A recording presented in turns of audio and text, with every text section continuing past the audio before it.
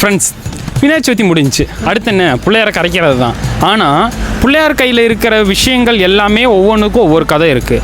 ஆனால் நீங்கள் நல்லா நோட் பண்ணி பார்த்தீங்கன்னா பிள்ளையார் வகுத்தில் ஒரு பாம்பு இருக்கும், அதுக்கு ஒரு கதை இருக்குது. நோட் பண்ணியிருக்கீங்களா? ஆனால் அந்த பாம்புக்கும் நிலாவுக்கும் சம்மந்தம் இருக்குன்னு சொன்னவங்களால நம்ப முடியுதா?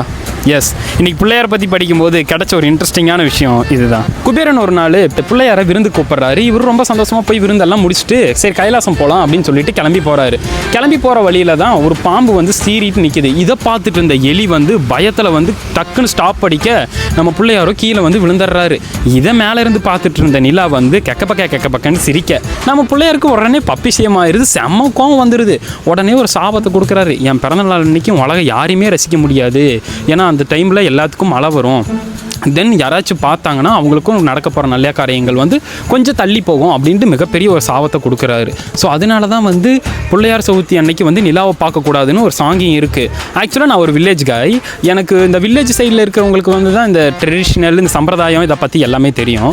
பட் எனக்கே இது ரொம்ப ஒரு புதுமையான ஒரு விஷயமா இருக்குது. இந்த மாதிரி விநாயகர் சதுர்த்தி அன்னைக்கு வந்து நிலாவை பார்க்கக்கூடாது அப்படின்னு சொல்லிட்டு.